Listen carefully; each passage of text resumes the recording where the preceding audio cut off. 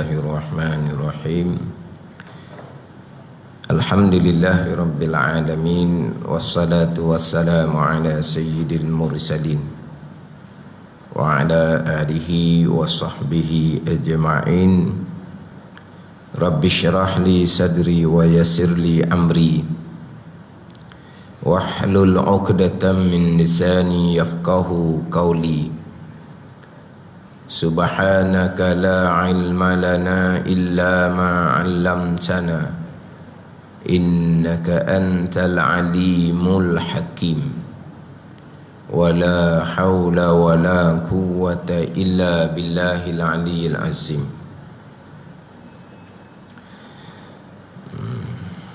Jadi kita hari ni hari hak mula-mula, dan ada di kalangan kita ni hak pertama kali mari. Jadi kita kena ubah sikit. Kita ubah macam mana? Kita bahagikan kitab kita ni kepada 3 bahagian. InsyaAllah mula-mula kita baca Hidayatus Sibyan daripada awal semula, bahagian Tauhid. Hak yang kedua, kita mula di rukun hak kita baca di tafsir Quran. InsyaAllah yang ketiga, kita baca 20 sifat hati itu, kita baca tempat yang sama. Sebab 20 sifat hati ni pendek je. InsyaAllah kita sambung kitab lain pula, kita ganti. Jadi maknanya hak 20 sifat hati kita akan sambung hak tempat yang sama di tafsir Quran. Kemudian hak pertamanya kita nak baca balik Hidayatus Sibyan, sebab di awal tu 8 muka surat bicara tauhid. Kita bicara tauhid. Kemudian kita Hidayatus Sibyan di tafsir Quran, kita sudah masuk kepada rukun. Jadi untuk bahagian kedua kita masuk di bahagian rukun. Dulu mula-mula kita di tafsir Quran, ingat tak Hidayatus Sibyan sebuah kitab, kita bagi 2. Mula-mula baca daripada permulaan tauhid.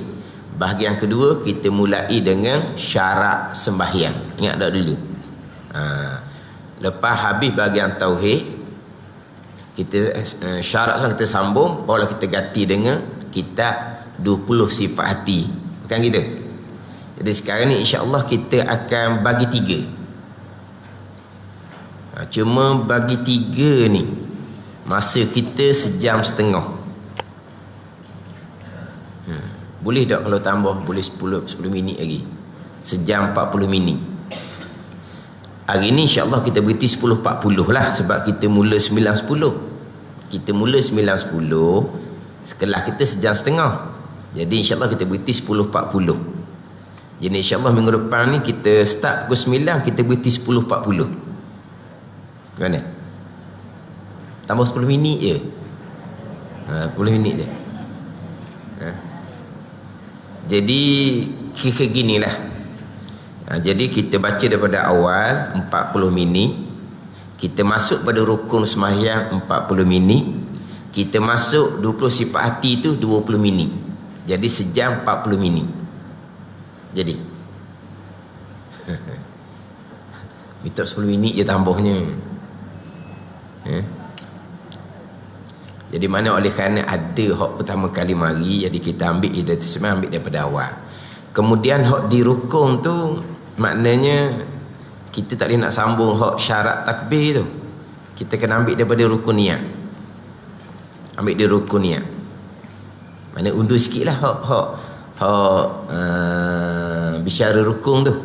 Jadi hak kita sambung tempat yang sama adalah kitab 20 sifat hati tu. InsyaAllah sama, sebab kitab tu pendek je. Lepas tu kita ganti pada kitab lain, barulah kita kira daripada awal balik, atau sikit je waktunya.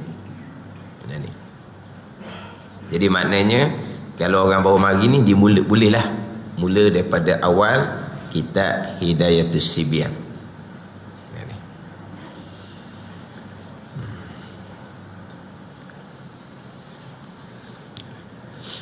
Qala al-muallifu rahimahullahu ta'ala wa wa nafa'ana bi'ulumihi. Amin. Bismillahirrahmanirrahim. Alhamdulillahilladzi aujaba ala ibadihi ma'rifata uluhiyati wa alzamahumut taqwa wa iqamata haqqi rububiyyati. Kemudian didatangkan terjemahan, bermula segala puji tertentu bagi Tuhan yang mewajibkan ia Tuhan akan segala hambanya, yakni hamba yang mukallaf, akan mengenal sifat ketuhanan dan melazimkan ia, mana memistikan ia, mewajibkan ia Tuhan akan mereka itu, akan segala hamba takut akan dia, akan Tuhan, dan mendirikan akan hak rububiyahnya, hak ketuhanan. Allah yang mewajibkan akan hambanya mengenal sifat ketuhanan. Jadi dalam kitab Hidayatus Sibyan 10 muka surat yang pertama bicara berkaitan dengan mengenal Allah Subhanahu wa taala. Kemudian Allah Taala ni Tuhan yang mewajibkan kita takut akan dia dan mendirikan segala haknya. Jadi dalam kitab Hidayatus Sibyan dia masuk kepada pembicaraan fiqh. Kemudian dia ada masuk pembicaraan sedikit di hujung berkaitan dengan ada sedikit hujung berkaitan bicara sifat hati, tapi ringkas je lah di hujung tu. Jadi dalam kitab Hidayatus Sibyan ni kira-kira dimulai dengan mengenal Allah, mengenal sifat ketuhanan, disusuli dengan untuk mendirikan akan hak rububiyah, mana dengan sembahyangnya, dicerita berkaitan dengan syarat, rukun dan syarat bagi tiap-tiap rukun. Ni dalam kitab Hidayatus Sibyan. Dia banyak kitab fiqh ni Hidayatus Sibyan. Mana kalau tulis Hidayatus Sibyan, kitab apa tulis fiqh. Tapi tauhidnya 8 muka surat, agak panjang. Barulah dimasuk kepada bicara sembahyang di muka surat 8. Lepas tu macam bicara zakat, haji, zakat, kemudian bicara puasa, zakat, kemudian bicara haji. Lepas tu di khatimah tu ada sedikit lah dia sentuh bab hati. Hak dalam kitab Hidayatus Sibyan ni. Kemudian dalam kitab Hidayatus Sibyan ni dimulai dengan Bismillahirrahmanirrahim. Tapi Bismillahirrahmanirrahim tu tidak didatangkan terjemahan. Alhamdulillah didatangkan terjemahan. Bermula segala puji tertentu bagi Tuhan. Kemudian di bawah tu wassalatu wassalamu ala khairil anam, didatangkan terjemahan. Bermula rahmat Allah dan salamnya salam Allah atas Nabi yang sebaik-baik manusia, didatangkan terjemahan. Tetapi Bismillahirrahmanirrahim tidak didatangkan terjemahan. Dia tak datangkan terjemahan. Dia memulai kitab dengan Bismillahirrahmanirrahim, tapi terjemahannya tidak ada. Dia biasanya kitab-kitab ni dia menterjemahkan Bismillahirrahmanirrahim. Terkadang kitab dia terjemah seumpama ni, dengan nama Allah yang maha pemurah akan sekalian hambanya dan maha penyayang akan hamba yang mukmin di hari akhirat, aku memulai kitab ini. Ada terjemah gitu. Ada juga terjemahan, aku memulai kitab ini dengan nama Allah yang maha pemurah lagi maha penyayang. Bismillahirrahmanirrahim, terjemahan betul benarnya dengan nama Allah yang maha pemurah lagi penyayang. Tetapi Bismillah, betul berharaf jar, dia ada muta'allaq, dia ada tempat gantung dia. dengan nama Allah, dengan nama Allah. Apa tempat gantung dia? Tempat gantung dia pengarang, aku memulai kitab ini dengan nama Allah, ataupun dengan nama Allah aku memulai kitab ini. Itu maknanya ditakdirkan muta'allaq bagi berharaf jar, bismillah. Tu maknanya dia dengan, takkan dengan gitu je. Aku memulai kitab ini dengan nama Allah, ataupun dengan nama Allah aku memulai kitab ini, gitulah. Sebab ni bismillah daripada pengarang kitab, dia kena takdir seumpama itulah. Adapun kita ni sama juga, kita nak makan, kita pun bismillahirrahmanirrahim. Maksudnya apa itu? Aku makan dengan nama Allah, itu maksud dia. Ataupun dengan nama Allah aku makan. Maknanya dengan dia tak boleh gantung, itu dia kena ada tempat muta'allaq dia. Sini dimulai bismillah pada mengarang kitab, oleh pengarang kitab. Jadi bismillah ni, aku memulai kitab ini dengan nama Allah. Itu biasa kita terjemah kepada bismillahirrahmanirrahim. Ada kitab dengan nama Allah yang maha pemurah lagi maha penyayang, aku memulai kitab ini. Dia tempat muta'allaq tu bubuh di belakang. Pada ni kita kalau bahasa Malaysia, bahasa Melayu mungkin salah gitu. Dengan nama Allah aku memulai kitab ini. Kalau bahasa Malaysia luluh dah.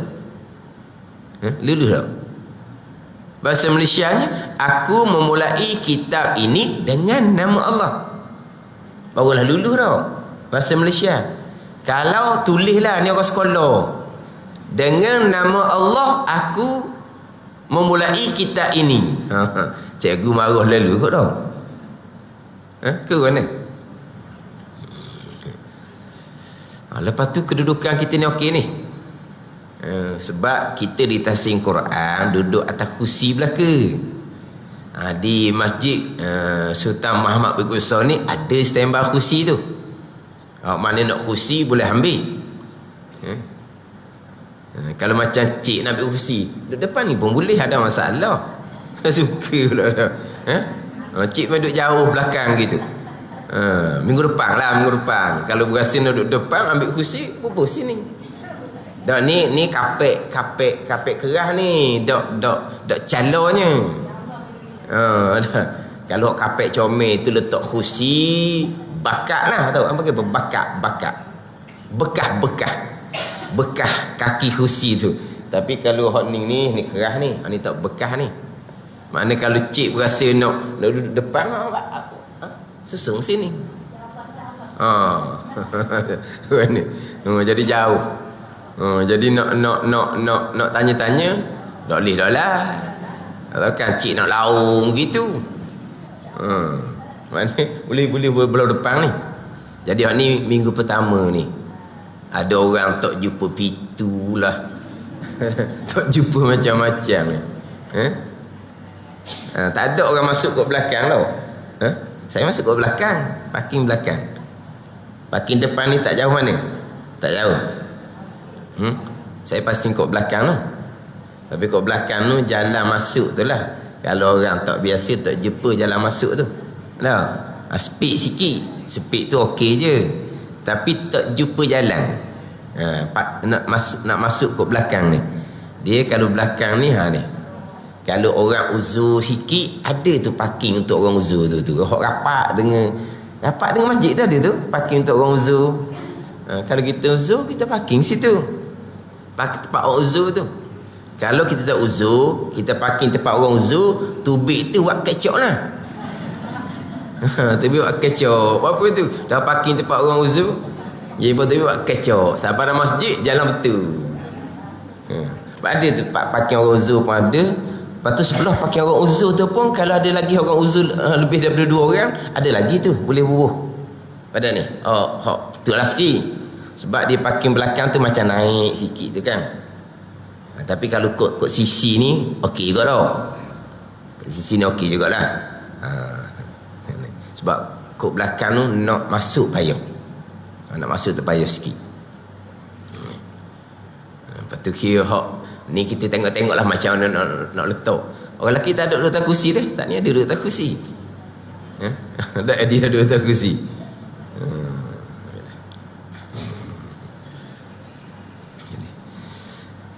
Jadi kita balik pada terjemahan Bismillahirrahmanirrahim. Dia macam kitab-kitab macam mana? Macam Hidayatus Salikin. Dia mula-mula tu ku mulai kitab ini. Ku mulai hak ni biasa saya buat contoh. Tulisan Jawi lama. Kitab Hidayatus Salikin lah. Dia tulis ku mulai kitab ini dengan nama Allah. Ku ni akulah. Ku mulai kitab ini dengan nama Allah.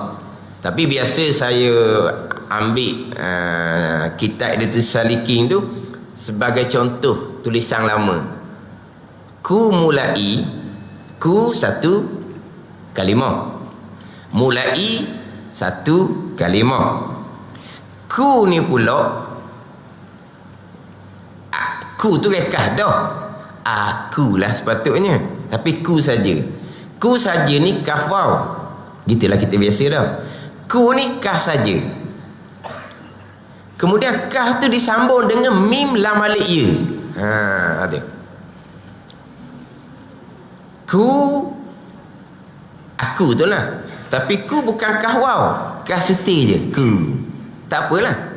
Kemudian mulai ni satu perkataan lain. Kaf ni disambung dengan mulai. Kaf mim sambung. Kaf mim lam alif ya. Ni saya pernah cerita ni, orang masuk dalam FB. Ditulis Jawi kaf mim lam alif ya, disuruh orang mana? Baca. Cuba baca. Tak jawab orang nak baca macam mana kaf mim lam alif ya. Kalau baca juga kamlai lah. Kamlai lah kalau baca dah. Kaf sambung dengan mim lam alif ya. Kena-kena kaf tu ku. Aku mulai kitab ini dengan nama Allah. Dia dalam kitab Hidayatus Salikin. Kan? Dia dalam kitab Hidayatus Salikin gitu belaka. Kalau kata ku tambahi, aku tambahi. Dia je macam mana? Kaf dengan te sambung, be alif he suti je. Ku tambahi. Kita nak baca macam mana tu? Ku tambahi, aku menambah. Jadi ku tambahi. Ejaannya macam mana? Ku ni kaf suti disambung dengan te.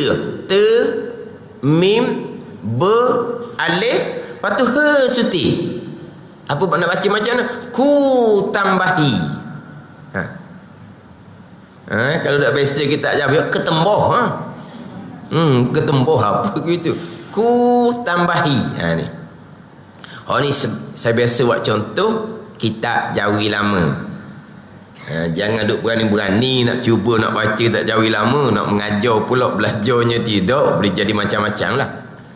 Jadi kita Hidayatus Salikin, ku memulai kitab ini dengan nama Allah. Dalam kitab-kitab yang lain, aku dengan nama Allah aku memulai kitab ini.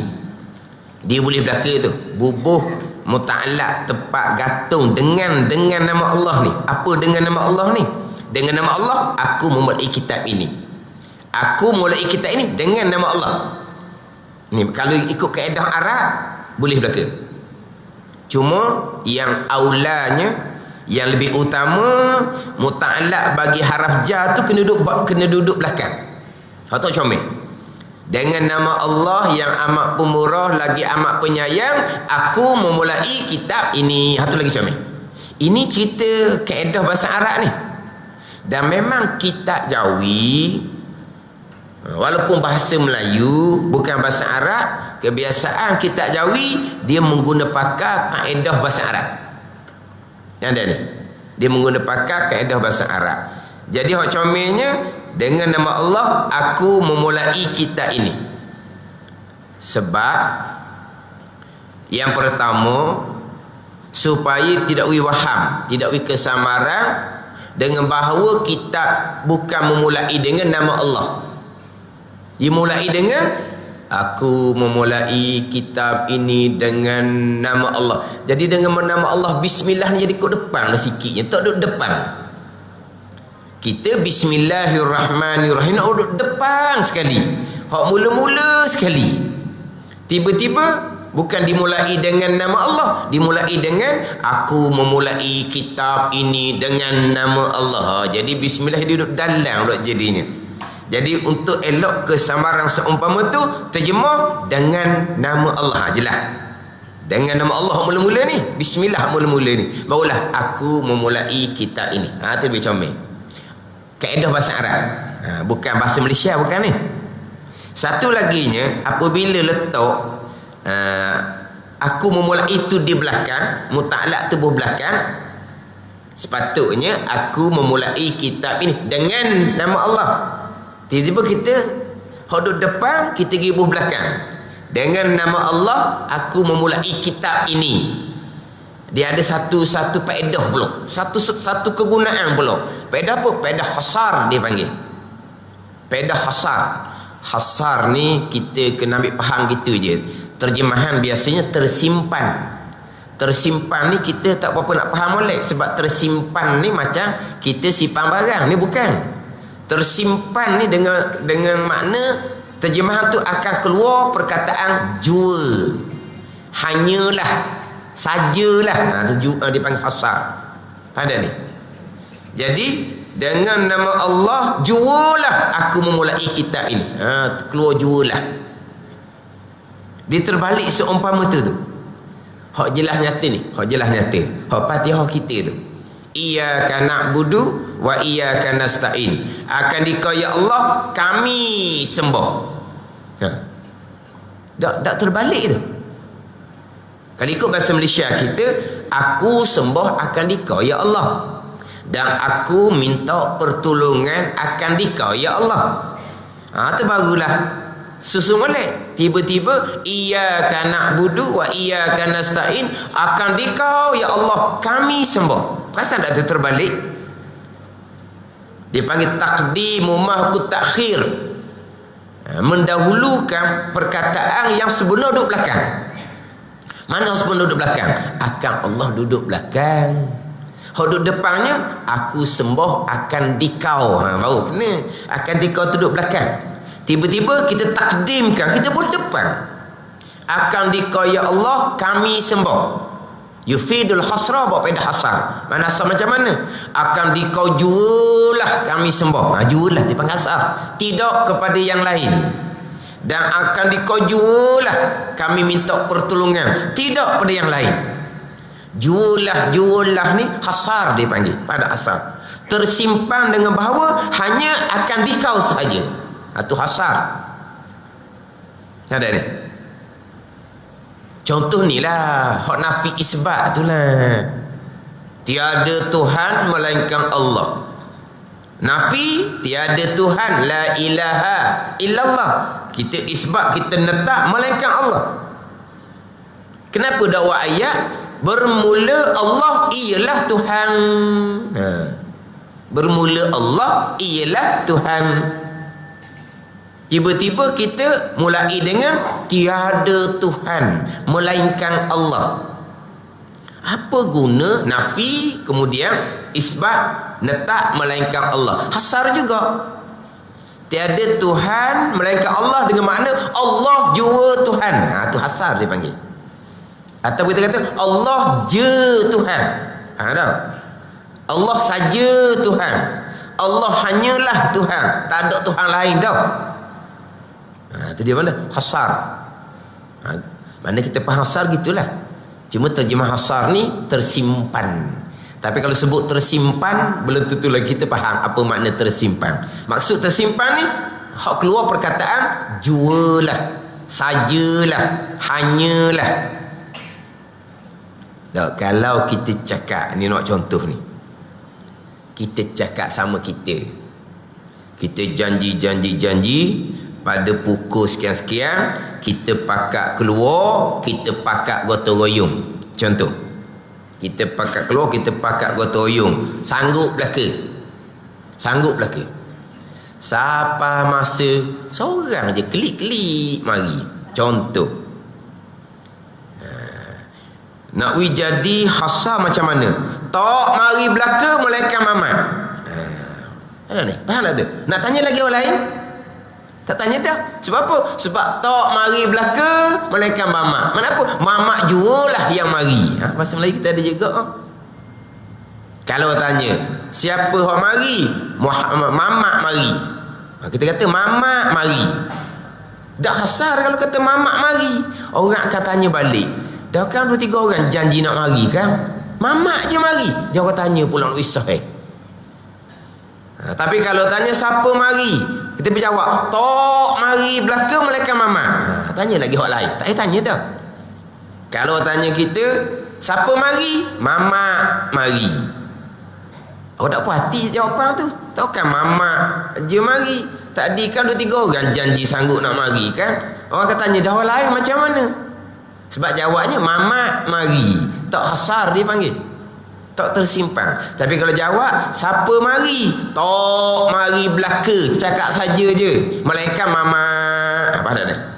Hasar tu. Tak payah tanya dah. Apa dah? Jadi cakap Melayu, cakap kapung lah ni. Mana ada juga hok nafi isbat. Tok mari belaka. Itu nafi.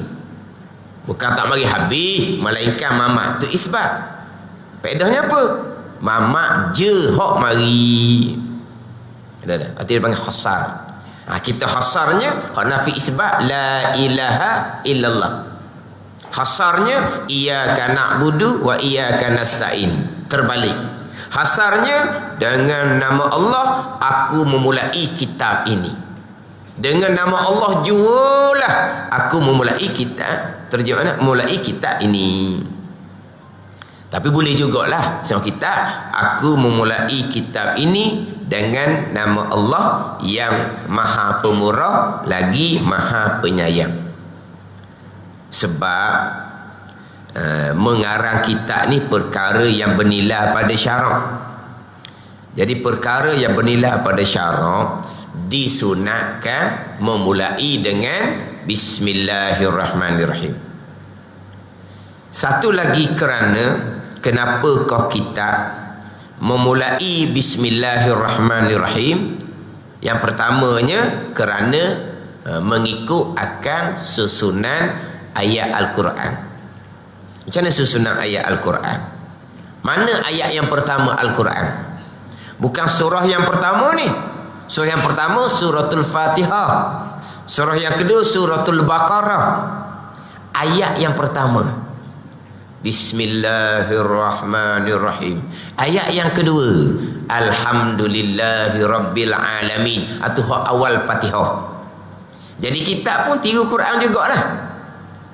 Kita memulai dengan Bismillahirrahmanirrahim, kemudian disusuli dengan Alhamdulillah. Jadi kenapa kita mulai dengan Bismillah, disusuli dengan Alhamdulillah? Sebabnya kerana tiru Al-Quran. Ada tak perintah Nabi, siapa-siapa yang nak mengarang kitab hendaklah memulai dengan Bismillah, kemudian diiringi dengan Alhamdulillah? Tak ada. Tak ada hak Nabi perintah seumpama tu. Tapi ulama karang kitab ni tak lari. Semua kitab sama je. Akan dimulai dengan Bismillah, disusuli dengan Alhamdulillah. Dah kita buat seumpama ni ambil tiru mana? Pak Nabi tak suruh pun. Tiru hak susunan Al-Quran. Mana ni? Jadi ulama beramal ni, terkadang mana ambilan dia? Pak tak ada dalam hadis memerintah karang kita mulailah dengan Bismillah, susulilah dengan Alhamdulillah, tak ada. Tapi ulama mulai dengan Bismillah, susuli Alhamdulillah. Yang pertamanya kenapa buat gitu? Kerana tiru susunan ayat Al-Quran. Itu sebab yang pertama lah. Sebab yang keduanya kerana beramal dengan mafhum hadis. Itu tadi kata tak ada Nabi suruh, tak ada Nabi suruh. Hak hadis ni pun hanya beramal dengan mafhum. Dia bukan mantuk, dia mafhum. Mana hak hadis Nabi ni? Kullu amrin zibalin la yubda'u fihi bi bismillahirrahmanirrahim fahuwa aqta. Setengah riwayat fahuwa ajzam. Setengah riwayat fahuwa abtar. Aqta, ajzam dan abtar. Nabi kata tiap-tiap perbuatan yang bernilai pada syarak, yang tidak haram dan tidak makruh, yang tidak dimulai dengan bismillahirrahmanirrahim. Benda ni benda molek pada syarak ni, buat je. Bismillah tak baca, tidak dimulai dengan bismillah. Nabi kata perbuatan ni fahuwa aqta. Perbuatan ni kudung terpotong. Mana apa kudung terpotong ni? Dengan makna qalilul barakah, kurang barakah, itu maksud dia. Jadi kalau perbuatan yang bernilai pada syarak, yang tidak dimulai dengan bismillah, perbuatan tu jadi kurang barakah. Itu je Nabi beritahu. Mafhumnya Nabi suruh baca bismillah lah dulu. Tapi ada tak Nabi suruh bacalah oleh kamu, mulailah oleh kamu dengan bismillah? Ada tak? Mantuk. Derek gitu, mana? Mantuk ni mantuk. Nabi kata mulailah oleh kamu akan perbuatan yang bernilai pada syarat dengan bismillahirrahmanirrahim. Tak ada.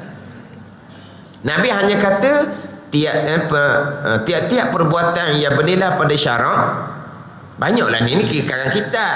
Macam kita makan, kita minum, kita bangun, kita duduk, kita ambil benda tu, kita ambil benda ni. Benda tu benda yang bernilai pada syarak, yang berharga pada syarak, yang tidak haram, yang tidak makruh. Kalau tidak dimulai dengan bismillah, kurang barakah. Kalau Nabi kata. Mafhum kita? Mafhum kita faham ke? Mafhum ni barang yang kita faham daripada hak Nabi kata tu. Mafhum ni barang yang kita faham. Tapi Nabi tak kata direct. Hak kita faham. Kita faham macam mana? Kita faham maksudnya Nabi suruh mulai dengan bismillah tau. Tu faham dia panggil. Bukan Nabi kata. Tu dia panggil beramal dengan mafhum hadis.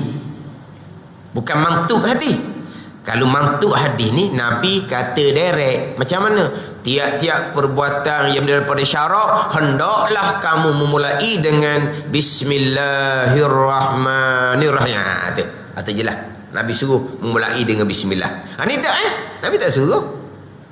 Nabi tak suruh memulai dengan bismillah. Nabi hanya kata perbuatan yang bernilai pada syarak, yang tidak dimulai dengan bismillah, perbuatan tu kurang barakah. Tapi ada tak dalam hadis Nabi itu Nabi suruh mulai dengan bismillah? Tak ada. Tapi kita mafhum perkara kita fahamnya macam mana? Kita fahamnya maksud Nabi kata gitu tu, kalau perbuatan bernilai pada syarak tidak dimulai dengan bismillah kurang barakah. Mafhum kita go Nabi suruh mula dengan bismillah tu, dia panggil mafhum. Bukan Nabi kata direct. Sebab itulah hadis itu dalam kitab-kitab diletak kerana yang kedua. Kenapa kita memulai dengan bismillah? Kemudian kenapa kita susuli dengan alhamdulillah? Kerana yang pertama ikut Al-Quran.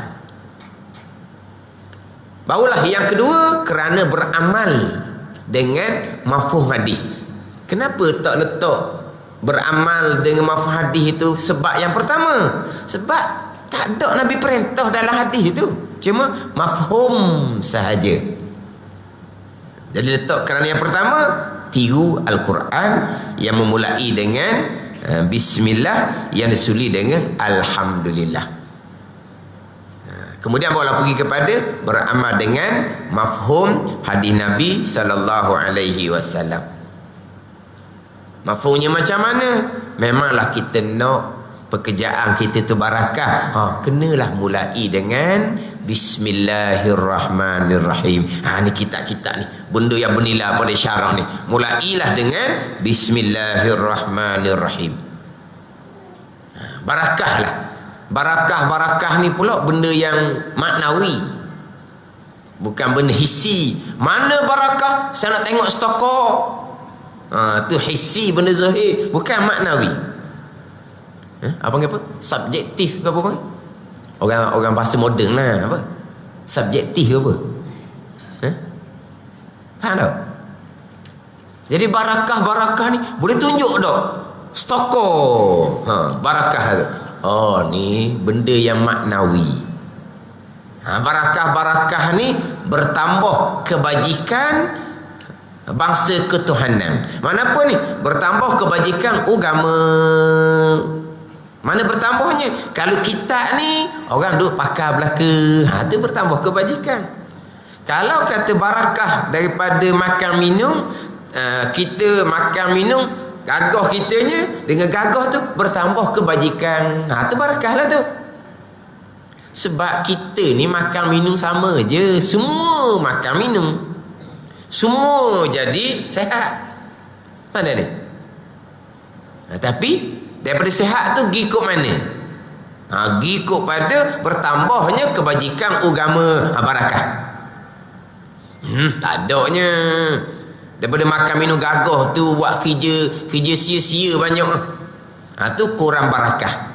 Daripada tenaga tu buat kerja maksiat, tak ada barakah langsung. Mana ni? Mana umur yang barakah? Dengan umur bertambah kebajikan. Umur yang barakah dia panggil. Mana anak cucu yang barakah? Anak cucu yang menambahkan kebajikan mak ayah tok nenek, barakah. Macam mana? Harta kita ni ada harta belaka. Mana harta yang barakah? Dengan harta tu bertambah kebajikan, barakah. Dengan harta tu tak bertambah kebajikannya. Sayang punyalah sayang, kurang barakah. Sayang punya sayang, zakat nak bayar, tak ada barakah langsung. Sayang punya harta, zakat pun tak bayar, tu tak ada barakah langsung tu. Zakat bayar, tu tetap dah tak bayar zakat kan. Nanti harta-harta yang lain Tuhan akan tarik kan. Jadi kau tu, maka dia pun bayar zakat. Tapi hak sedekah-sedekah jariah, tak ni. Lalu tongkok depan pun belek dalam poket. Mana hak warna apa? Warna biru tau. Dia biru, hijau, merah. Biru, hijau, merah. 50 warna benda? Bukan RM1 biru. Biru juga. Hak 50 biru lain. Ada ni. Duk belek. Beri juga. Beri tu pun kerana tong lalu kot depan. Kalau tong dah lalu kot depan, selamat dia kata. Dan ni tong lalu kot depan, takkan pakai tolak gitu je. Duit banyak, ulu sikit. Kenapa orang lain nampak mudah je? Mudah je, standby dah. Mudah je. Barakah. Benda sama je. Tapi barakah ataupun tidak. Mana apa barakah ni? Bertambah kebajikan agama, bertambah kebajikan akhirat. Itu barakah. Jadi kalau barakah kita, banyak orang mengajar, banyak orang belajar, dan ramai orang beramal dengan kita. Itu barakah. Kita Jawi ni kalau kira-kira kau, kita Jawi. Tapi sekarang ni kita Jawi jadi orang Noh. Jadi barakah lah tu. Akhirnya Noh ke kita Jawi, tak pandai baca Jawi, akhirnya dirumikan. Akhirnya dirumikan. Kita pun banyak pakai hak rumi tau. Banyak pakai hak rumi. Kalau pakai rumi tu bukan tak nak Jawi tau. Jawi tak laju. Ke tak nak Jawi? Pandai tapi tak laju dia kata. Jadi dia pun pakai rumi. Yelah tu, tak laju ke, tak boleh langsung ke, ada belaka tu. Setengah tunggu tak apa suka tu pakai rumi tu. Dia kata tidak original, tidak hak asli. Hak tuan kitab aslinya Jawi. Kalau rumi tidak original. Tapi rumi pun tetap ambilannya daripada Jawi. Hak Jawi tetap dapat pahala sebab rumi tu ambil daripada Jawi. Gitu je lah. Ada ni, tak ada apa boleh belaka. Tapi moleknya pakai hak Jawi lah. Ada ni. Tapi kalau pakai Rumi, tuang kitab Jawi ni boleh manfaat ke tak? Boleh manfaat. Sebab Rumi tu tidak akan ada, melainkan ada hak Jawi terdahulu. Jadi hak Rumi sekalipun, hak Jawi tu tuang kitab hak asal Jawi pun dapat manfaat juga dengan kitab Rumi yang orang mengajar, orang ramai belajar, orang boleh beramal dengan ilmu hak ada dalam kitab Rumi yang mari daripada kitab Jawi, tuang kitab asal pun dapat manfaat. Tapi nak cerita barakah kitab, kitab tu orang guna pakai. Sekarang ni buku-buku Rumi baru, ayat-ayat moden, buku tu pula comel-comel, kulit comel, kertas dalang comel.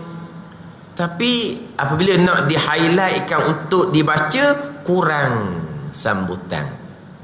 Padahal kalau tengok pada kitab buku baru ni kok comel lah susunan dia, kurang dipakai. Orang nak juga kitab hak lama. Ini tandaan keberkatan kitab-kitab Jawi lama. Jadi nak dapat keberkatan, kitab dimulai dengan Bismillahirrahmanirrahim, dengan nama Allah yang maha pemurah, yang amat pemurah lagi amat penyayang. Hak ni sebagai mukadimah kita lah. InsyaAllah minggu depan kita sama balik huraian Bismillahirrahmanirrahim. Wallahu a'lam. Kena tak tu 40 minit. 40 minit. Kita masuk ke dalam, kita masuk kepada rukun sembahyang. Dahulu kita di Tahsin Quran, kita mulai di muka surat 8 sebab kita nak belajar sembahyang, kita akan belajar syarat dulu baru belajar rukun. Kan sembahyang ada dua kan, ada syarat, ada rukun. Sebab saya sebut berulang-ulang, jangan berhenti syarat dan rukun saja.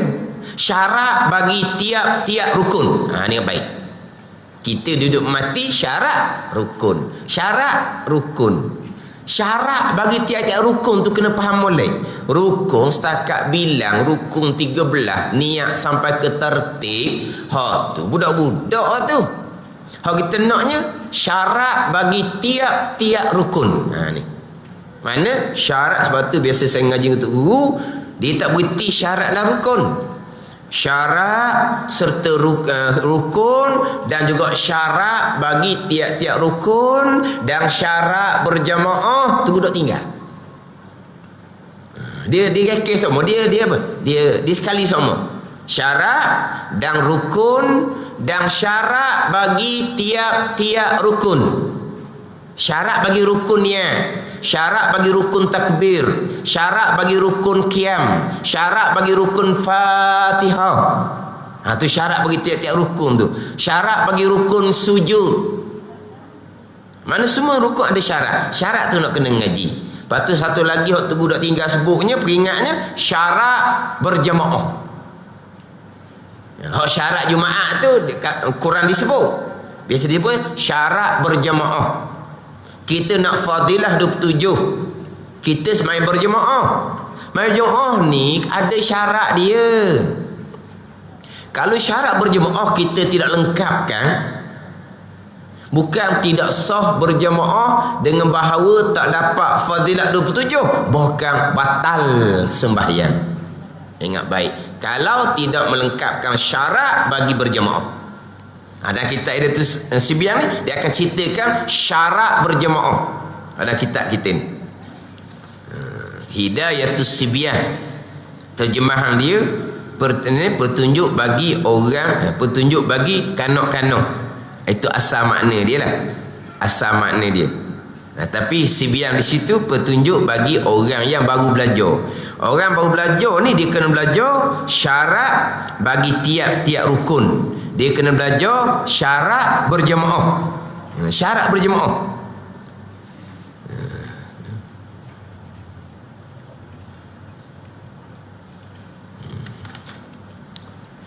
Hak dalam kitab Hidayatus Sibyan ni, dan bagi ni saya baca ayat buku dalam lah. dan bagi sah berjemaah, artinya sah mengikut makmum akan imam itu 13 syarat. Dalam kitab Wisyal Afrah 12 syarat. Ni kena lengkapkan 13 syarat ataupun 12 syarat ni, barulah sah berjemaah, barulah sah sembahyang. Kalau tidak melengkapkan syarat berjemaah, bukan hanya luput fadilat 27, bahkan bawa pada batal sembahyang. Jadi syarat rukun, syarat bagi tiap-tiap rukun, dan syarat berjamaah. Jadi kita biasa dalam bab semayang, kita akan bicara syarat di musak lapang tu. Tapi oleh kerana di tahsin Quran kita sudah bicara rukun, jadi kita ambil rukun lah. Maknanya kalau orang yang sambung daripada tahsin Quran mari di Masjid Sultan Muhammad ni, maknanya masih lagi di tajuk yang sama, iaitu rukun sembahyang. Tapi di tahsin Quran rukun sembahyang pergi pada syarat takbiratul ihram. Ni kita mula daripada hak niat dululah. Kita mula belum niat. Jadi tambahan kitanya adalah hak tadi. Hak permulaan kita ada tusbiyan bicara bab tauhid 8 muka surat. Kita ambil tu.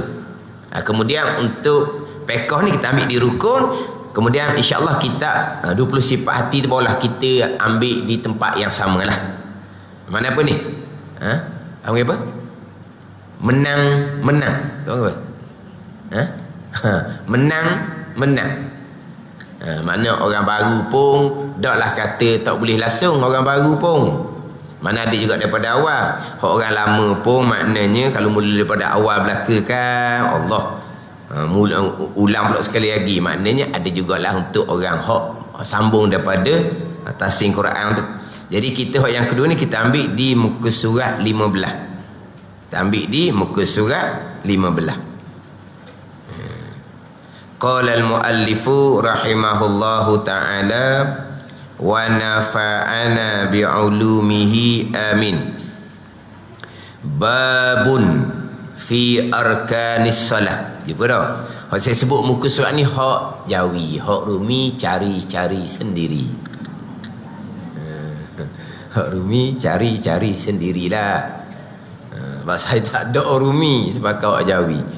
Jadi muka surat pun cerita hak jawi. Beritahu muka surat ni pun tunggu saya tak beritahu muka surat mengaji. Disambung je lah. Tapi oleh kerana kita ni kalau tak beritahu muka surat, mengajar 10 minit 20 minit dah duk cokek kawan dia. Kat mana kau kawan tu duk tepi kau duk dengar molek dia duk cokek, duk tanya muka surat mana. Tandalah sendiri. Jadi orang tengok gitu kita pun ubahlah, beritahu muka surat, beritahu baris yang keberapa. Sebab apa? Sebab orang belajar ni manja sikit. Silat salat raya kitab pun tak bawa, tinggal di masjid. Kitab pun tak bawa, kata Allah. Orang wakaf, orang beri kitab tu bukan wakaf untuk masjid, wakaf untuk masing-masing wali rumah lah. Dia tak boleh balik rumah, hilang, lupa nak bawa, dia kata. Dia pun tinggal di masjid. Dah tinggal di masjid, mana minggu depan ambil mana? Ambil lain pula. Lepas tu mana catatan kita? Saya tak catat apa pun. Rugilah kita. Kita pun malah nak bawa, manjanya kita ni.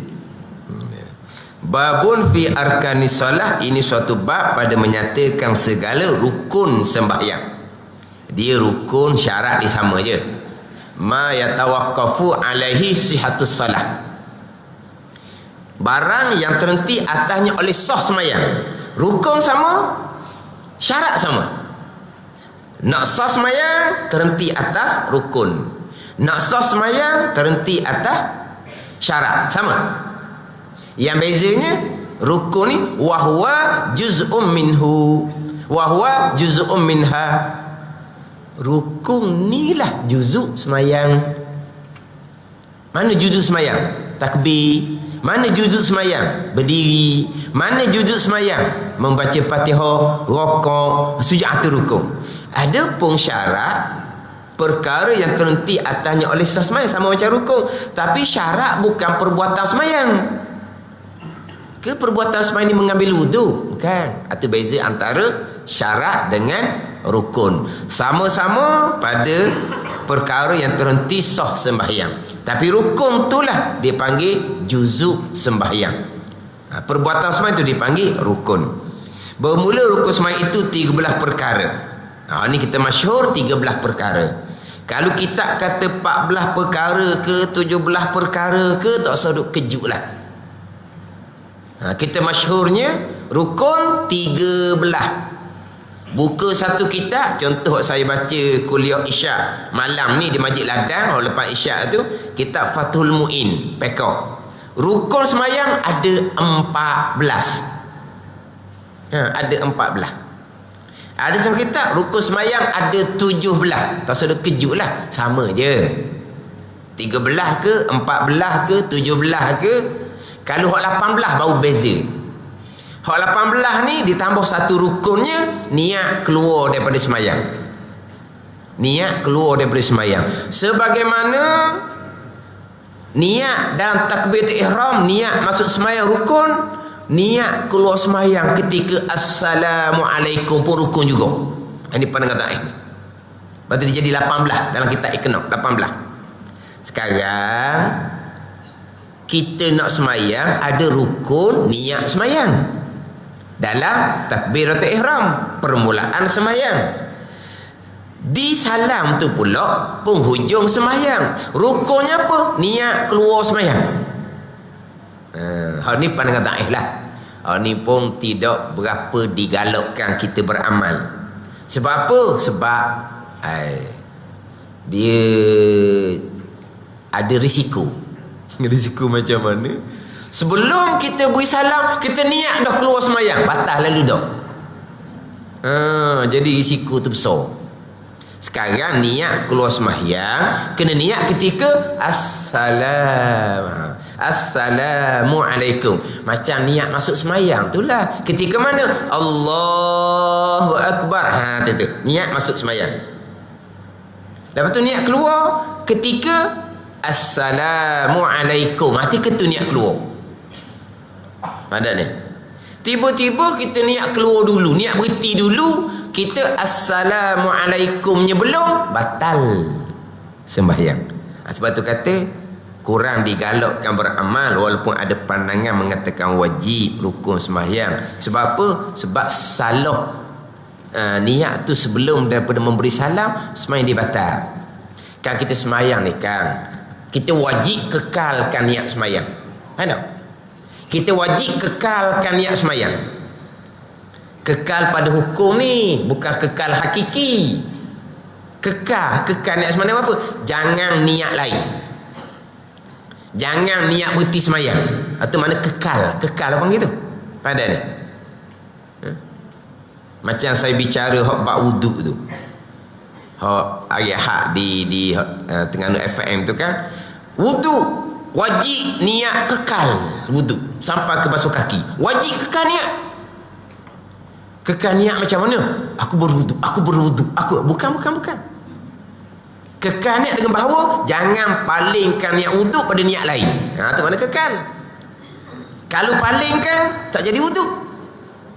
Kalau kita tak ingat pun kepada wuduk, ketika basuh tangan sampai ke siku, ketika sapu kepala, ketika sapu telinga, ketika basuh kaki, tak niat, tak ingat pun kepada wuduk, tak apa. Panggil kekal niat selagi tak niat lain. Biasa saya buat misal, kita palingkan niat hak dalam kitab. Tapi misal ni tak berlaku dah pada masa kita. Hak dalam kitab peringat kepada kita. Orang dulu-dulu ni, contoh-contoh kita orang dulu-dulu berwuduknya di telaga. Basuh muka, basuh tangan sampai ke siku, sapu kepala, sapu telinga, kaki tak basuh. Dia ambil air steamer daripada telaga sampai ke tangga rumah ke tangga masjid, okey lah. Dia kadang-kadang tak pakai selipar. Bila tak pakai selipar, kaki ni kotor dengan tanah.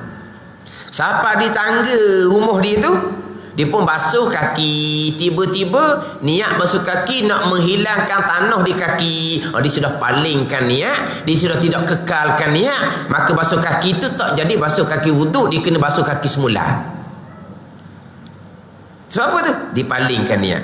Tapi kalau ketika dia basuh kaki tu, Dia tak ada niat basuh kaki wudu pun tak mari, niat basuh kotor di kaki pun tak mari, jadi wudu.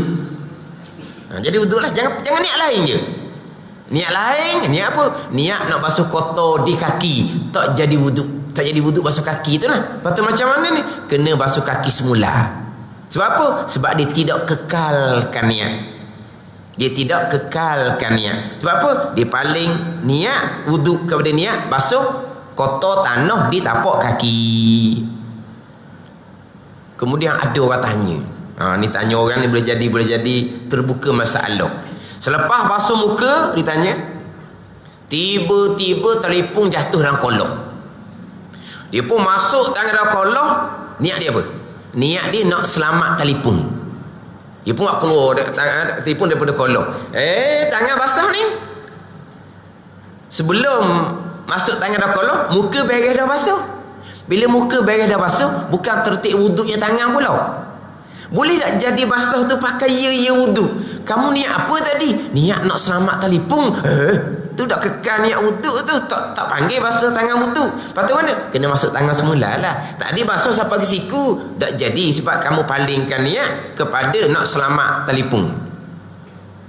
Dia panggil palingkan niat. Satu pertanyaan. Ni orang-orang tanya ni cerdik dia. Dia buat masalah. Orang berwuduk dalam air banjir. Air yang tengah bertakung tu, air banjir. Air tu duduk parah lutut, dia buat masalah. Air banjir ni keruh, kita kata dengan air tanah tu air mutlak. Keruh dengan tanah air mutlak. Sebab itulah air yang keruh dengan tanah boleh menyucikan najis mughallazah. Sebab apa? Sebab air mutlak. Kalau air yang dikeruhkan dengan tanah tu bukan air mutlak, macam mana boleh menyucikan najis mughallazah? Air mutlak. Pada ni. Sekarang ni air banjir, air keruh dengan tanah. Tu air mutlak. Dia pun basuh muka dengan air banjir. Dia pun basuh tangan dengan air banjir tu. Sapu kepala, sapu telinga. Kaki duduk dalam dah. Ada? Kaki duduk dalam air ni. Sekarang ni air tu sapa parah lutut. Ni pertanyaan dia. Air tu sapa parah lutut. Dia buat cerita air banjir. Kalau kita buat cerita air sungai pun boleh. Air sungai hot-hot tu boleh juga. Air sungai hot-hot tu kan, air kadang-kadang ada parah lutut apa semua. Kita ambil semai dalam sungai tu. Basuh muka, basuh tangan, sapu kepala, sapu telinga sunat wuduk. Ni kaki dia dalam sungai tu. Jadi dah basuh kaki selepas sapu kepala tu jadi basuh kaki dulu. Jadilah kalau tak niat lain. Tapi saya tak ingat pun kepada niat wudu. Tak ingat pun selagi tak niat lain. Selagi tak niat lain, panggil wudu lah. Dia panggil kekal niat wudu. Sebab tak niat lain. Lepas tu ada orang tanya, bila bercakap-cakap ketika berwudu, memanglah niat wudu tu tak ada dah kan? Dia basuh muka niat ambil sembahyang. Dia basuh tangan disapu kepala, tiba-tiba dia bercakap dengan kawan dia. Bercakap tanpa hajah tu makruh. Masa dia bercakap dengan kawan dia, ketika dia basuh tangan sampai ke siku, ketika dia sapu kepala, ada tak niat wudu? Tak ada lah, tengah bersembang. Lupa niat wudu tu. Dia panggil kekal niat wudu selagi tak niat perkara lain. Dia gitu. Itu nama apa? Kekal niat tu wajib. Dalam sembahyang kekal niat tu wajib. Kekal niat macam mana? Jangan paling niat pada perkara lain. Macam mana paling niat pada perkara yang lain? Niat berhenti sembahyang, habis lah. Batal lalu dah. Sembahyang ni bukan niat berhenti je. Dia taklikkan, dia gantungkan sembahyang dia. Kalau hujan aku berhenti. Sebab apa? Banyak tu dia ampayang tu. Dia tengah pandai bunyi nak hujan, guruk. Lepas tu dah ingat nak akak kain ni. Kalau hujan aku berhenti yang buat ayahnya, batal lalu dah, bukan tunggu hujan. Pada ni ini semayang lah. Kalau puasa lain, puasa bukan niat nak buka, nasi duduk depan dah, duduk menung nak buka kedai. Ada tak niat nak berbuka? Niat nak berbuka apa? Lebih daripada niat berbuka lah, nasi duduk depan dah. Batal dah puasa? Dah. Dia pun burang mulut kunyak-kunyak, batal dah puasa? Dah. Dia pun puik lalu. Puasa. Ngak dia telang. Apa kata? Sebab kalau puasa niat berbuka tu batal. Kalau puasa sunat batal semua kita. Kalau puasa fardu Ramadan tak ada lah niat nak buka. Tapi kalau puasa sunat, mai duk pedih perut, aku berbuka. Ataupun kawan, mari makan. Puasa tadi ni. Buka ada. Kalau buat puasa memanglah dia oleh kerana sehari. Memang niat nak berbuka tu tak boleh nak lari. Kalau macam puasa sunat lah. Ada ni. Memang kita puasa tapi dah kalau kita lapar. Puasa sunat kan kita boleh berbuka. Kalau kawan ajak kita makan, boleh makan free. Nak belanja. Aku berbuka. Niat nak berbuka puasa. Tak batal puasa. Niat nak berhenti semayang. Bukan niat nak berhenti semayang. Kalau hujang, aku berhenti. Batal lalu dah. Sebab apa? Dia tidak mengekali niat sembahyang. Dia tidak jazam putus untuk sembahyang tu. Lagipun sembahyang sekejap je boleh jaga tu. Kemudian niat keluar sembahyang ketika memberi salam. Ni risiko. Kalau terniat keluar sebelum beri salam, batal lalu sembahyang. Sebab tu walaupun ada pandang mengatakan rukun tu, niat keluar sembahyang tu, sebagaimana niat masuk semayang dalam takbiratul ihram, niat keluar semayang ketika memberi salam assalamualaikum rukun juga. Jadi rukunnya 18. Tapi waktu pandangan tu da'i lah. Tapi tidak digalakkan kita beramal, sebab kalau tersalah cepat niat keluar sebelum assalamualaikum, dia batal. Jadi kita balik pada rukun 13 ke rukun 14 ke rukun 17 ke sama sahaja. Kita rukun 13 hak biasa baik rukun 13 ni, rukun yang kelima rakaat serta tamakninah. Rukun yang keenam i'tidal serta tamakninah. Rukun yang ketujuh sujud serta tamakninah. Walaupun dah kita dah sebut. Rukun yang ke-8 duduk antara sujud serta tamakninah. Jadi tamakninah dia rukun juga, tapi tidak wi nombor, sehabut tak wi nombor. Tu jadi 13. Kalau hak 14 rukun macam mana? Rukun yang kelima rakaat. Tamak ni dah sebut. Rukun yang keenam i'tidal. Rukun yang ketujuh sujud. Rukun yang ke-8 duduk antara sujud. Rukun yang ke-9 tamakninah dalam rakaat, i'tidal, sujud dan duduk antara dua sujud. Jadi rukun tamakninah pada 4 tempat, rakaat, i'tidal, 2 kali sujud dan duduk antara sujud ni diwi 1 nombor, jadi 14. Hak 17 macam mana? 17 ni dia bagi sungguh. Sebab rakaat satu rukun, tamakninah rakaat satu rukun lain. I'tidal satu rukun, tamakninah dan i'tidal satu rukun yang lain. Maka dibilang sungguh-sungguh sungguh. Rukun yang kelima rakaat. Rukun yang keenam tamakninah dalam rakaat. Rukun yang ketujuh i'tidal. Rukun yang ke-8 tamakninah dalam i'tidal. Rukun yang ke-9 2 kali sujud. Rukun yang ke-10 tamakninah dalam 2 kali sujud tu. Rukun yang ke-11 duduk antara sujud. Rukun yang ke-12 tamakninah ketika duduk antara sujud. Rukun yang ke-17 tertib. Cuba 17 ada ni. Mana 13, 14 ke 17 ke sama sahaja, cuma cara bilang. Takut kita main rukun 13, rukun 13, rukun 13, buka satu buku rukun 14. Siaplah kita. Sebab apa? Rukun kita 13 tak cukup satu tu.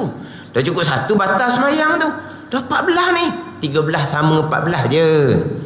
Jumpa 17 pula sama je. Cuma cara bilang yang berbeza. Dalam kitab kita ni rukun ada 13. Pertama, niat dengan hati. Kedua, takbiratul ihram. Ketiga, berdiri betul. Berdiri betul. Dia berdiri itu rukun. Betul pendirian tu sunat hai'ah. Ada ni. Dia berdiri sengit ke hadapan, makruh. Dia berdiri sengit kanan, sengit kiri, ada. Macam orang malas main mana. Dia berdiri. Orang tu sengit. Tapi masa lain tegak. Kalau dia sengit kerana tulang belakang dia uzur tu cerita lain tu. Dia sengit apa? Teleng orang ni. Sengit je. Makruh hukumnya. Tapi rukunnya berdiri. Betul pendirian sunat hayat. Keempatnya membaca Fatihah. Kelimanya rokok. Keenamnya i'tidal. Ketujuhnya sujud. Sujud. Kedelapannya duduk antara dua sujud. Kesembilannya membaca tahiyat akhir. Kesepuluh selawat akan Nabi pada tahiyat akhir.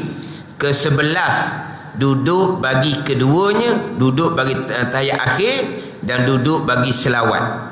Dia biasanya duduk bagi tahiyat akhir, duduk bagi selawat, duduk bagi rukun qauli salam, biasa letak pada rukun yang ke-9. Dan duduk bagi tasyahud akhir inilah kalau kadang-kadang kita uji orang, teh orang, bilang rukun 13, tak akan jumpa 13. Yang ke-12 tertib. Yang ke-13 tertib. Diulang pula. Yang ke-12 tertib. Habis dah. Yang ke-13 tertib. Kamu tinggal satu. Pening dia. Ulang-ulang. Ni ada orang di dalam kelas dia. Dia uji. Dia sebut seorang-seorang. Kita tak lah. Kita tak je uji, tak je tanyanya. Kalau uji tanya orang depan, dia lagi duduk belakang lah jawapan dia. Tak je tanya. Dia uji. So bilang rukun 13. Dia tahu dah. Kadang-kadang tak cukup rukun 13. Di mana rukun hak dia tak sebut? Duduk bagi tasyahud akhir tu. Dia tak duduk. Dia tak sebut tu. Jadi duduk ni macam qiyam lah juga. Qiyam ketika membaca Fatihah. Qiyam ketika rukun i'tidal. Tu rukun fi'li. Takbir rukun qauli. Membaca Fatihah rukun qauli. Duduk bagi tasyahud akhir ni rukun fi'li. Membaca tasyahud akhir rukun fi'li. Membaca tasyahud akhir rukun qauli. Selawat atas Nabi selepas tasyahud akhir rukun qauli. Assalamualaikum rukun qauli. Duduk dipanggil rukun fi'li bagi orang yang kuasa. Orang lemah duduk tidak menjadi rukun. Lepas tu semayang macam orang sakit tu lah. Tasyahud akhirnya dalam keadaan mengiring. Tasyahud akhirnya dalam keadaan melentang. Padahal duduk bagi tasyahud akhir itu rukun fi'li bagi orang yang kuasa. Sama macam qiyam berdiri bagi orang yang kuasa. Berdiri ketika mana? Ketika takbiratul ihram berdiri, ketika membaca Fatihah berdiri. Itu rukun qauli. Sama juga dengan duduk bagi tasyahud akhir, duduk bagi selawat atas Nabi selepas tasyahud akhir, duduk bagi salam. 3 rukun qauli itu, duduk tu rukun fi'li.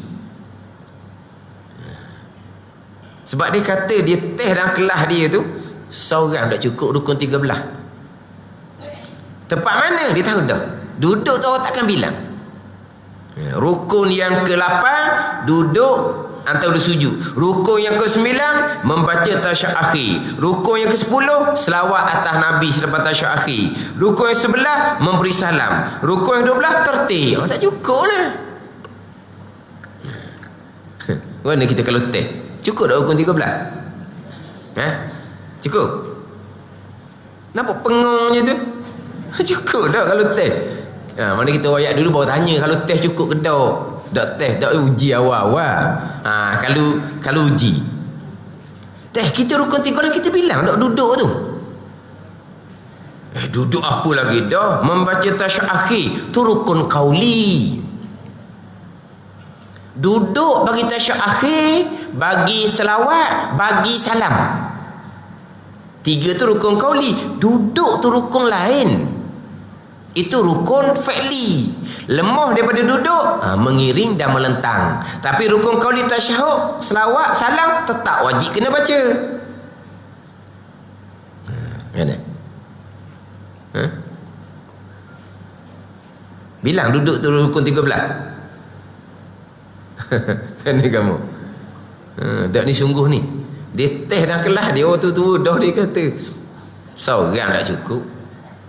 Dia hak mula-mula seorang hak berani. Cuba bilang rukun 13. Beranilah Allah.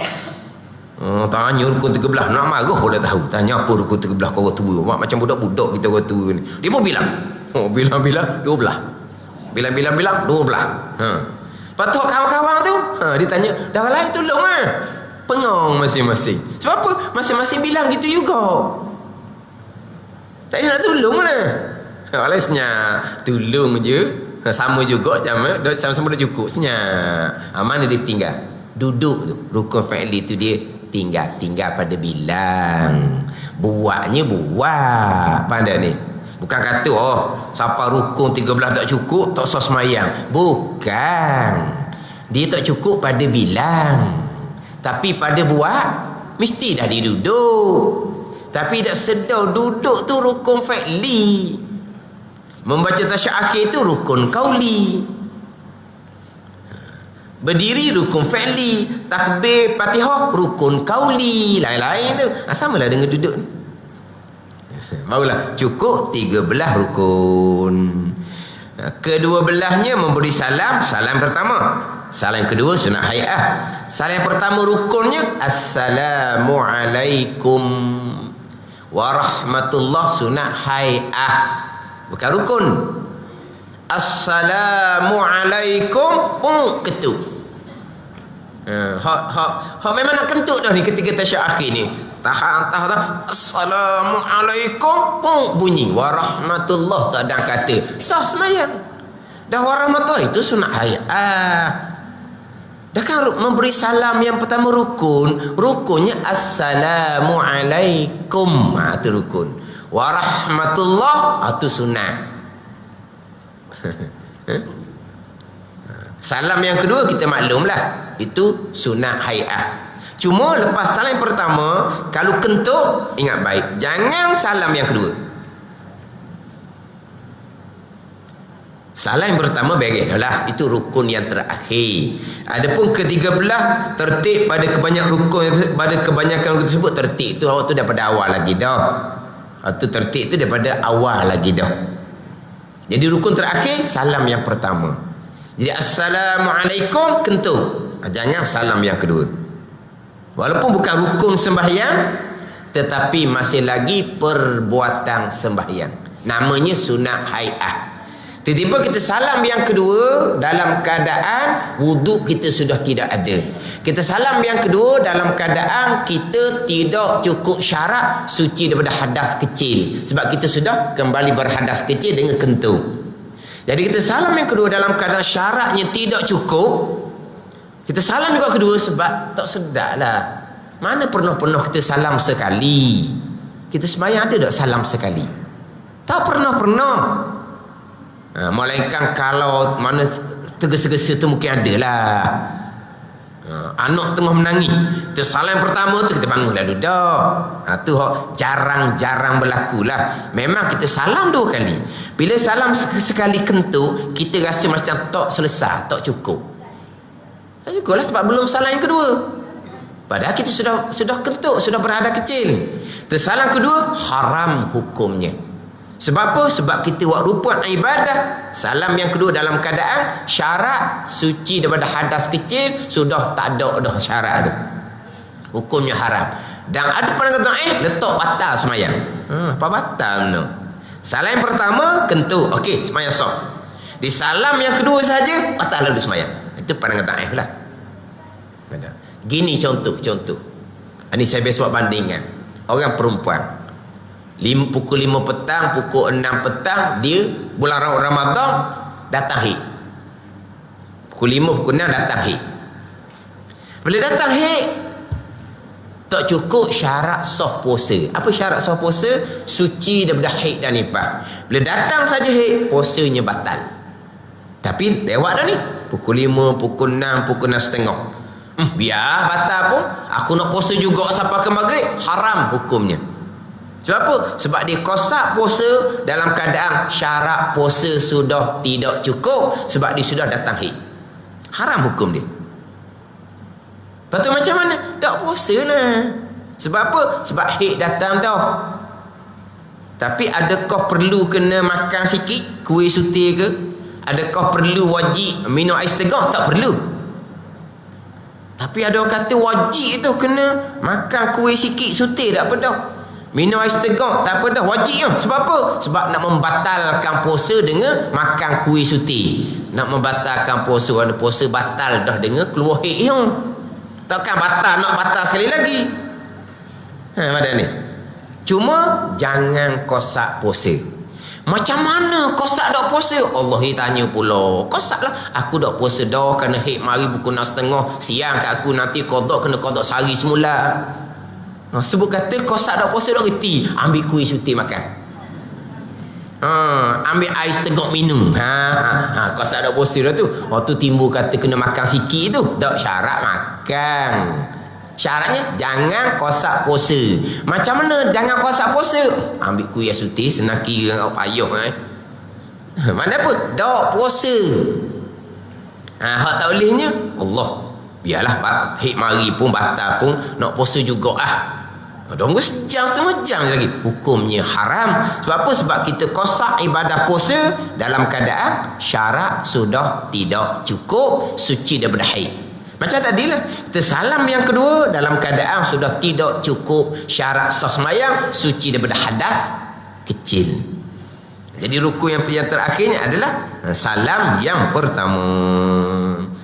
Jadi kita ni cerita rukun 13 dahulu, kemudian akan datangkan satu-satu fasal, satu-satu ceraian pada membicarakan tiap-tiap satu rukun.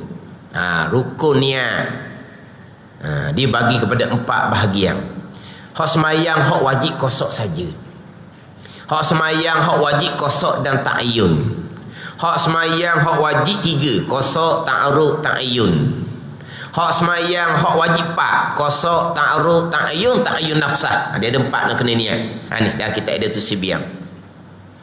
Kalau setakat rukun niat, tu budak-budak. Hak niat tu mana hak wajib? Kosok saja, kosok dan ta'ayyun, kosok, ta'ayyun, ta'aruf, ta'ayyun, kosok, ta'aruf, ta'ayyun, ta'ayyun nafsah. Ada 4 tu. Dia bagi 4 bahagian. Pada ni. Ada orang dia kata kita belajar daripada zaman dulu gini gitu je. Tak ada kata kosok, ta'aruf, ta'ayyun. Awak belajar tahap tolong tadika. Tadika tu. Bos takat bilang rukun 3 memang budak tadika. Ini syarat bagi tiap-tiap rukun. Kalau niat berapa nak kena juzuk dalam niat, kita kena niat ketika takbir. Ada hak kosok saja, ada kosok dan ta'ayyun, ada kosok ta'aruf ta'ayyun, ada kosok ta'aruf ta'ayyun, ta'ayyun nafsah. Ada 4 juzuk dalam niat. Dia akan susung satu-satu. Dia fasal yang pertama pada membicarakan niat. Wallahu a'lam. Kita ada 10 minit lagi. Jadi dah ni, sebab kita ni sejam setengah ni. Sejam setengah 3 kitab ni nampak terkejar sikit, sebab tu minta sejam 40 minit tu. Mana hari ni insya-Allah kita berhenti 10.40. Tapi kita start 9.10. Minggu akan datang kita start pukul 9, kita berhenti 10.40. Tak, dia belajar ni dia kena netak. Dia kena netak. Netak masa. Padahal kena netak masa. Sebab kita ada perancangan lain. Kalau tak netak masa, apa tak habis lagi ni? Apa tak habis lagi? Dia kena netak masa. Ada ni. Mana nak habis pukul berapa? Sebab orang ni dia ada dia punya ni. Dia punya fikiran dia. Nak belajar tapi dia nak belajar ni adab dia fokus otak kepada ilmu. Tu adab belajar.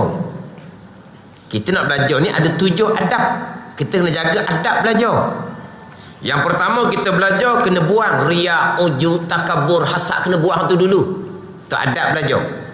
Kita belajar lillahi ta'ala, bukan kerana nak cakap sedap dengan orang, bukan kerana nak nyehu dengan orang, bukan kerana nak ya belaka tu. Pandai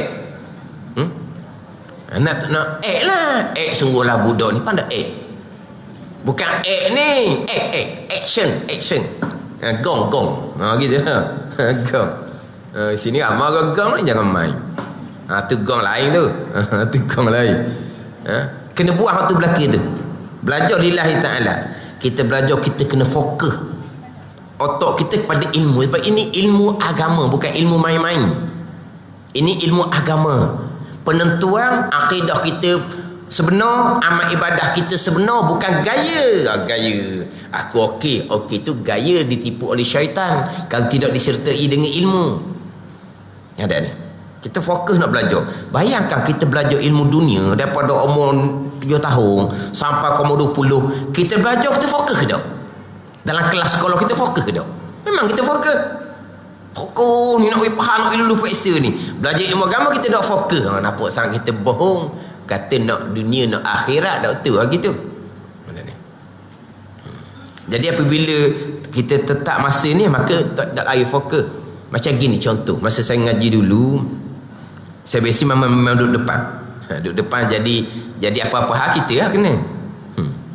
Kadang-kadang Tok Guru ngajar, dia tengok jam, dia terlebih masa. Lepas tu pun sedar, wah ni lewat 10 minit ni. Dia tak sedar dia lewat. Dia tanya depan, apa tak beritahu lewat dah ni? Sebab apa? Dia nak jaga masa. Kalau kata 10.30 lah, kenapa 10.40? Tak kena gitu. Kena dia tanya, kenapa tak beritahu? Tak apa lah. Lama tu terlajak dah 10.30. Baba 10.30 lebih dah tu. Wayak ke dia, dia apa? Nak gimana? Lebih sikit apa salahnya? Kena pula sekali lagi. Kena pula. Kita tak beritahu, kenapa tak beritahu? Masa lebih dah. Bila kita beritahu, nak gimana? Allah lebih sikit pun ayat lalu dah. Ada ni. Tu dia kurang je lah. Tapi maknanya kita duduk depan kena. Dah lebih, dia suruh beritahu lebih. Bila lebih, Allah nak pergi ke mana tu? Tunggu sekejap, dia kata. Jadi kita tetap masih gitu dah. InsyaAllah pukul 9 sampai 10.40. Sebab kuliah 2 hal lain, semuanya 10.30. 10.30. Kita tambah 10 minit ni sebab apa? Sebab kita nak bagi 3. Hidayatul Sembiang baca di awal, tauhid. Baca yang kedua, hak rukun sembahyang, hak dekat-dekat sama dengan tafsir Quran. Yang 3 ni kita masuk kepada 20 sifat hati. Tu kita sambunglah sebab kitab 20 sifat hati ni dia pendek je. Kita habis dulu, insya-Allah kita sambung pula kitab-kitab yang lain sebagai ganti untuk bahagian ilmu tasawuf. Hak 20 sifat hati ni kalau hak Jawi muka surat 28 bagi atas sekali. Kalau hak Rumi 24. 24. Hak Jawi 28, hak Rumi 24. Qala al-muallifu rahimahullahu ta'ala wa nafa'ana bi'ulumihi amin. Di antara kata-kata yang berdosa ialah yang pertama, berdusta. Itu kita maklum dah, cerita panjang bab berdusta. Mengumpat, itu yang kedua. Berdusta, kita tak cakap pelawak. Bukan pasal kita cakap pelawak tu. Cakap pelawak, cakap bohong, cakap ngecek, apa boleh. Dusta. Hak kita nak jaganya mengumpat. Badan ni mengumpat, yang mana kadang-kadang kita ni mengumpat. Apa dia definisi mengumpat? Situ tu kadang-kadang tak luluh dah. Mengumpat kata sebelah belakang, tak betul. Mengumpat bukan kata sebelah belakang. Mengumpat sebagaimana Nabi bersabda. Nabi tanya sahabat, atadruna mal ghibah, adakah tahu kamu apakah ia mengumpat? Nabi tanya sahabat, atadruna mal ghibah, adakah kamu mengetahui apa dia mengumpat? Sahabat pun jawab, Allahu wa rasuluhu a'lam, Allah dan Rasul lah yang lebih mengetahui. Nabi pun jawab, qala, sabda Nabi sallallahu alaihi wasallam, zikruka akhaka bima yakrah, sebut oleh engkau akan saudara engkau dengan barang yang ia benci. Itu dia mengumpat. Bukan mengumpat kata sebelah belakang, bukan. Mengumpat ni sebut oleh engkau akan saudara engkau dengan barang yang ia benci, sama ada di hadapan ataupun di belakang. Ni kadang-kadang tak faham mengumpat tu apa. Saya jenis tak kata sebelah belakang. Kalau kata sebelah belakang, payah di padang mahsyar kerana mengumpat. Saya jenis direct kata ke sebelah hadapan. Apa yang kita kata tu benda dia benci ke tak? Memang dia benci. Bukan setakat dia benci, dia jadi malu dia. Itu mengumpat. Jadi macam nak tinggal mengumpat kalau takrifan mengumpat yang Nabi definisikan pun tak tahu. Bala ta'rif mengumpat, zikruka akhaka bima yakrah, kata Imam Ghazali rahimahullah, itu ta'rif yang ijma' ulama. Kenapa ijma' ulama? Sebab ta'rif definisi ni Nabi yang buat. Nabi yang sabda, zikruka akhaka bima yakrah, menyebut oleh engkau akan saudara engkau, saudara pada agama lah. Kata kalau mengumpat orang kafir, tak panggil mengumpat tu. Kalau kata kau kafir, tak panggil mengumpat. Dah panggil apa? Panggil kata je lah. Dan mengumpat ni zikruka akhaka, menyebut oleh engkau akan saudara engkau, saudara fiddin, saudara seagama. Kafir tu bukan saudara kita. Hak tu tak panggil mengumpat kalau kepada orang kafir. Sebab tu dalam Qurannya wala yarta ba'dukum ba'da. Jangan mengumpat oleh setengah kamu akan setengah.